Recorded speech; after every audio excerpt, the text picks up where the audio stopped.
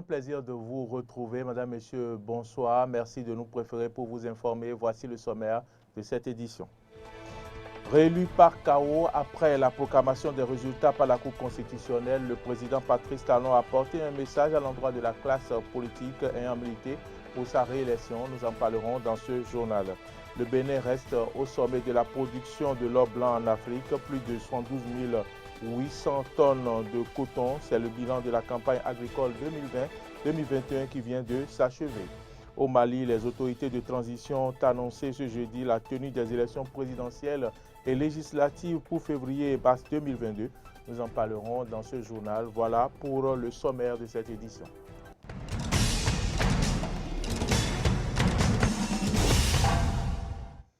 Madame, Monsieur, bienvenue. Je vous l'annonçais en titre, réélu par KO après la proclamation des résultats par la Cour constitutionnelle, le président Patrice Talon a porté un message à l'endroit de la classe politique ayant milité pour sa réélection. C'était ce jeudi à son domicile où il a remercié chacun d'eux et a invité les citoyens à l'accompagner dans le processus de développement du Bénin. Compte rendu, Kano François Kungwele-Rinto.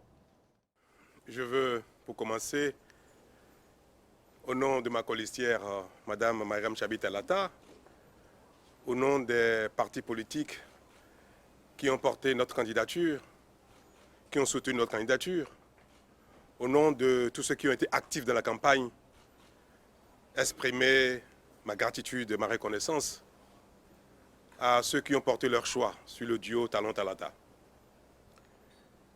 Je voudrais leur exprimer sincèrement notre reconnaissance pour avoir donné un sens à notre projet, pour avoir cru à notre projet et donné au duo cette victoire si belle.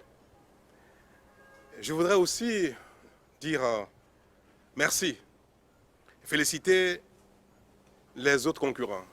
Je veux citer M. Alassane Soumanou et son colistier M. Paul Rumpé, M. Corentin Korhoué et son colistier Agossa pour leur parcours, pour leur sens de patriotisme et de démocratie et les saluer pour cela et dire combien le peuple béninois, à travers ces élections qui se sont passées de manière relativement pacifique, que le peuple béninois est fier de ses acteurs politiques et notamment de ses candidats. En tout cas, c'est mon sentiment. Depuis 5 ans, nous avons entamé des réformes difficiles. Des réformes qui ont mis à l'épreuve les uns les autres. Nous avons, année après année, jusqu'à ces élections-ci, montré combien nous tenons à avancer, à ne pas faire du mobilisme, à ne pas nous accrocher à nos acquis, parce qu'ils ne nous ont pas permis de nous développer, de satisfaire nos attentes, nos besoins depuis fort longtemps. Ce que nous avons fait ensemble est de notre mérite commun à nous tous. Et le vote que nos concitoyens viennent de faire, ce vote-là est pour moi le signal d'une adhésion à notre effort commun. Et le signal qu'ensemble nous pouvons aller encore beaucoup plus loin. Et c'est bien pour cela donc que je viens de dire tout à l'heure, je voudrais adresser ma reconnaissance, ma fierté à tous les Béninois et dire que maintenant les élections sont terminées. Et que c'est ensemble que nous allons construire notre pays dans la concorde, dans l'unité nationale, dans la paix et dans la sécurité. Et c'est pour cela que je voudrais, en ce jour si mémorable où une nouvelle dynamique va s'installer, à la suite de ce qui est en cours, dire que ce qui s'est passé est fort regrettable et que nous n'avons pas le droit de le banaliser, même si nous sommes prêts à aller au-delà. Il va falloir les uns et les autres faire ce qu'il faut pour que cela ne se répète plus jamais. Le chef de l'État, Patrice Talon, s'est fait vacciner ce jeudi 15 avril 2021 contre la COVID-19. À travers ce geste, le président reçoit son immunité contre la maladie et donne le bon exemple au peuple béninois. Suivons un extrait des propos du ministre de la Santé, Benjamin Rumpati. Nous avons commencé la campagne de vaccination contre la COVID-19 et comme vous le savez, je me suis vacciné au lancement. Là, le chef de l'État vient de se faire vacciner également. C'est pour vraiment lancer un appel à toute la population, notamment les groupes ciblés, c'est-à-dire les agents de santé, les personnes âgées de plus de 60 ans et les personnes porteuses de comorbidité que les vaccins ont été amenés d'abord à cause d'eux, pour qu'elles puissent se préserver contre cette maladie. Et je voudrais les inviter donc à sortir massivement pour se faire vacciner contre la COVID-19. Le bénéfice qu'on tire de cette vaccination est largement supérieur au risque éventuel. Et je voudrais également souligner le fait que tous les médicaments, même le plus simple, notre paracétamol, n'est pas sans risque, n'est pas sans effet secondaire. Donc tout ce que nous sommes en train de dire par rapport aux effets secondaires potentiels de la vaccination sont des effets en fait qui sont prévisibles ou bien qui peuvent survenir. Je voudrais les rassurer sur ce point et leur dire que les dispositions sont également prises pour qu'en cas d'incident ou en cas d'événement indésirable, qu'on puisse les prendre totalement en charge. Donc c'est un appel vraiment à l'ensemble de ces cibles que nous avons identifiées pour bénéficier des premières doses de vaccins.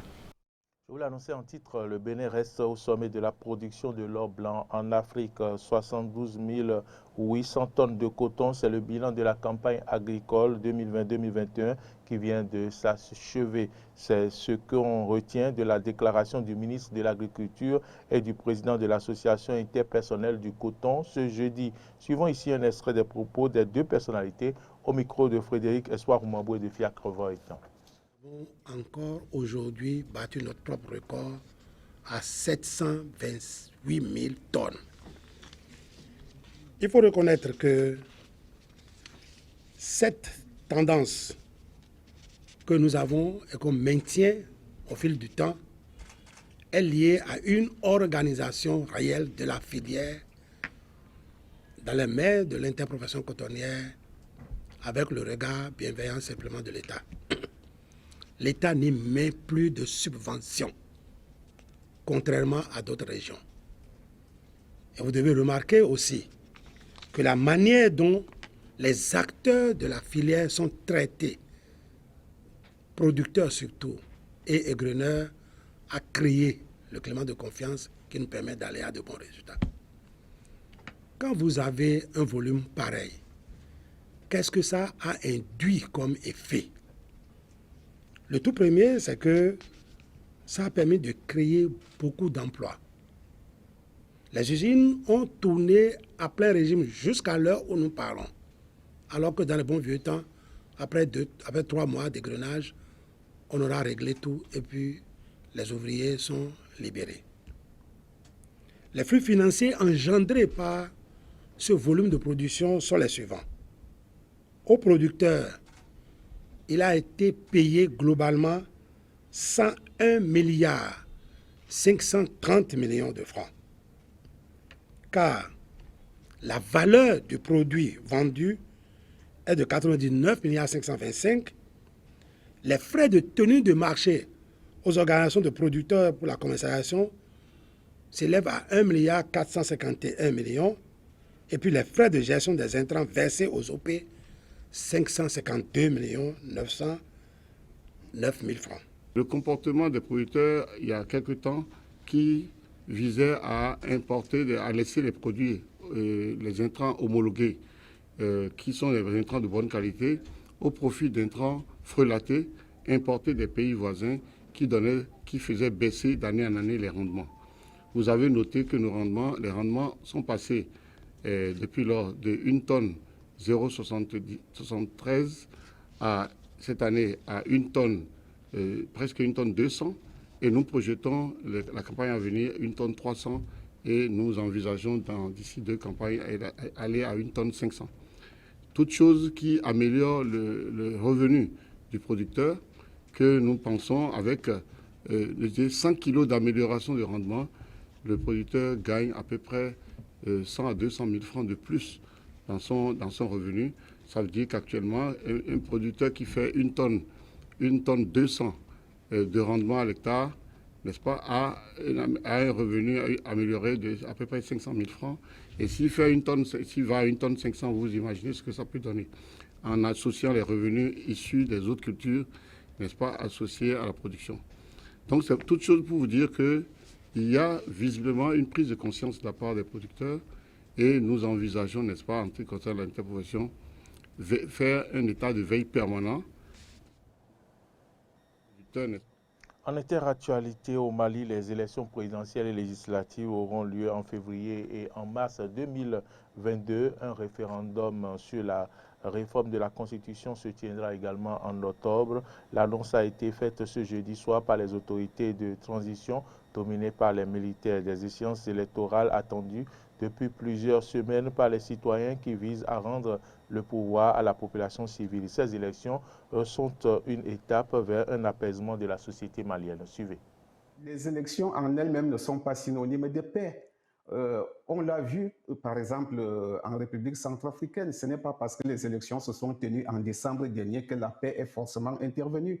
Je pense qu'aujourd'hui, il y a une nécessité de rassurer certains partenaires, notamment la France qui est présente à travers l'opération Barkhane, mais aussi le G5 Sahel qui est présent militairement depuis 2017 parce que l'armée malienne en elle-même, elle n'a pas les moyens de sa politique, c'est-à-dire pour assumer les missions régaliennes. Mais aujourd'hui encore, il y a un autre acteur, à savoir la Russie, qui fait aussi timidement son entrée parce que au Mali, ou alors la transition s'est attelée à une politique dite de la bascule, à savoir ce qu'on ne peut obtenir de l'Occident, on obtient de l'Est et donc de la Russie. Cela suppose un nouveau paradigme même dans la vision de cette crise, parce qu'avec les accusations qui portent sur la France depuis un certain temps, le débat s'oriente peut-être vers la négociation avec les mouvements de rébellion, mais tel semble ne pas être le positionnement de la Russie, qui a toujours estimé qu'on ne devrait pas négocier avec les criminels. 5 à 6 millions de musulmans en France sont à leur 4e jour de jeûne, un ramadan particulier en raison des restrictions sanitaires. Et bien que les lieux de culte ne soient pas fermés, le couvre-feu de 19 h prive les fidèles des prières du soir. Suivez. Pour la 2e année consécutive, les 6 millions de musulmans de France s'apprêtent à vivre des célébrations du ramadan entravées par les restrictions sanitaires. Cette année, les lieux de culte ne seront pas fermés, mais le couvre-feu de 19 h prive les musulmans des prières du soir à la mosquée et des retrouvailles conviviales de la rupture du jeûne, comme l'expliquent ses fidèles. Cette année, comme il y a les mesures sanitaires, on peut inviter personne, par précaution. Donc moi, cette année, je le fais à la maison, ni vu ni connu. Voilà. C'est triste, mais c'est comme ça. On va faire un sacrifice cette année. La différence, elle est énorme. C'est un mois de piété où les gens fréquentent les mosquées beaucoup plus que les autres jours. Et à cause de ces mesures de Covid, nous sommes privés de certaines prières importantes dans notre culte. Il y a 2 prières sur 5 qu'on ne peut pas faire à la mosquée à cause du couvre-feu. Cette année, les prières et la rupture du jeûne peuvent se suivre sur les réseaux sociaux ou encore sur Zoom. Et les mosquées adoptent un protocole sanitaire strict. C'est le cas de celle de Drancy, en banlieue parisienne. Quand il y a une croix, ça veut dire interdire de prier ici. C'est là. Ça veut dire qu'il y a un fidèle ici et le deuxième fidèle, il est là. Il y a presque 2 mètres entre eux. Et deuxièmement, on n'utilise pas le tapis. À un moment, on prie directement sur le tapis. Mais maintenant, on oblige chaque fidèle à ramener son tapis. Ça fait qu'il n'y a plus de contact. Même les ablutions, on l'évite, sauf en cas d'urgence. Les fidèles expliquent se plier aux consignes, redoutant les effets de l'épidémie. On ramène avec nous les tapis de la prière, on ramène avec nous les masques, et obligatoire fait le gel à l'entrée et à la sortie, et on respecte, voilà. Ben, la santé avant tout, bien sûr que oui. Même l'imam, il doit tout le temps rappeler que chacun ramène son tapis, il faut se laver d'abord, il faut mettre à la distance, chacun doit être à sa place à mettre. Franchement, avec cette mosquée-là, on est bien respecté. Et apparemment, et d'autres mosquées sont en train de suivre. On n'a pas de souci avec ça. Malgré sa peine de voir le ramadan confiné, l'imam de Drancy Hassen Chalgoumi insiste sur la nécessité de se préserver du virus. Et quand même, il y a de la tristesse. Parce que les moments des fêtes, comme toutes les religions, c'est des moments de partage. C'est des moments où ils partagent leur joie, ils partagent leurs fêtes, ils partagent leur expérience. Maintenant, c'est difficile. Même entre nous, il faut avoir toujours cette distance. On essaie de donner cet esprit à nos fidèles que la vie humaine est plus sacrée que n'importe quel texte ou dogme. Prioritaire, votre vie, la sécurité de la vie de la personne, de sa famille, de ses proches. L'iftar, ça veut dire la rupture du jeûne le soir, c'est en famille, strict. La prière la nuit, il n'y a pas de prière clandestine. C'est interdit. On ne peut pas faire une chose en interdiction au nom d'une religion, au nom d'avoir des récompenses de Dieu.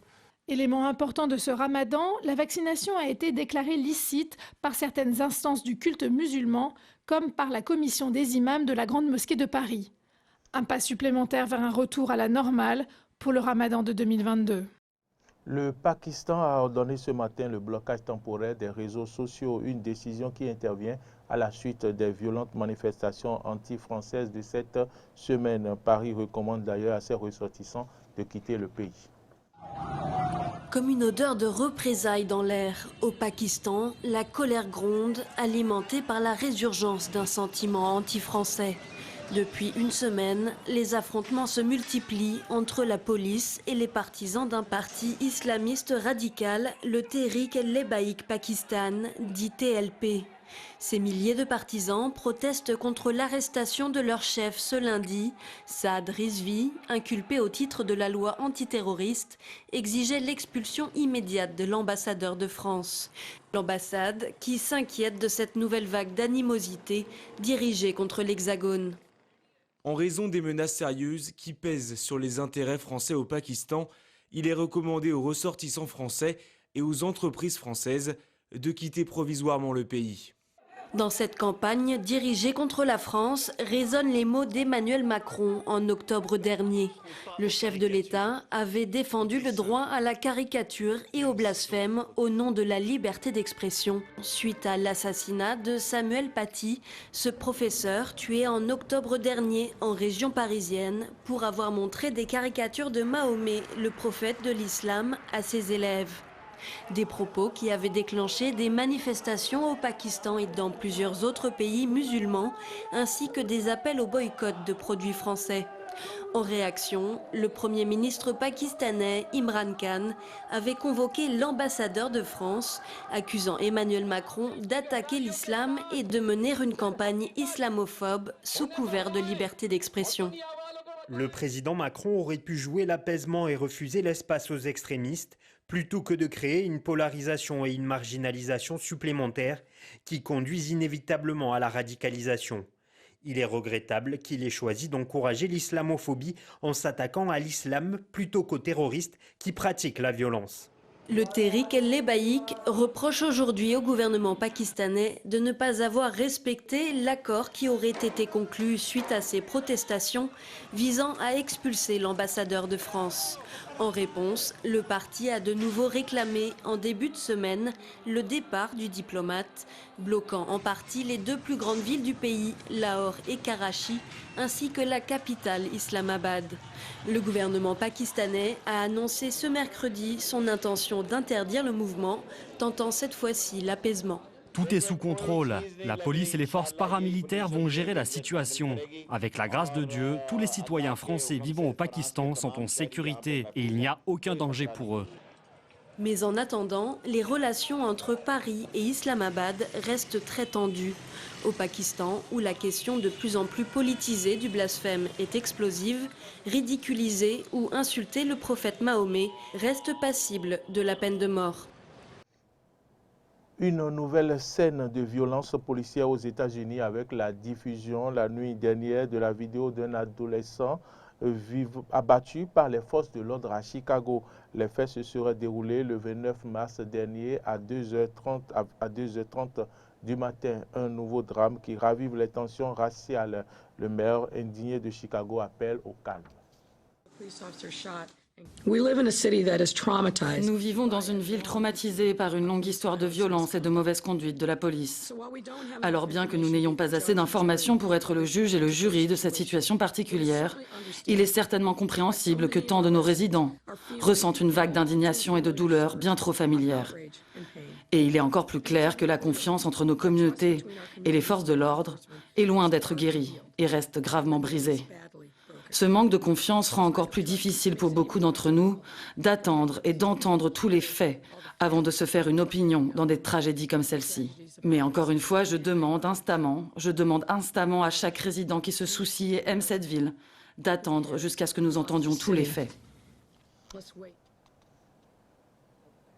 Mesdames, Messieurs, c'est ici que se referme ce journal. Si vous l'avez suivi, merci de votre fidélité. Bonne suite de nos programmes et bon week-end à toutes et à tous.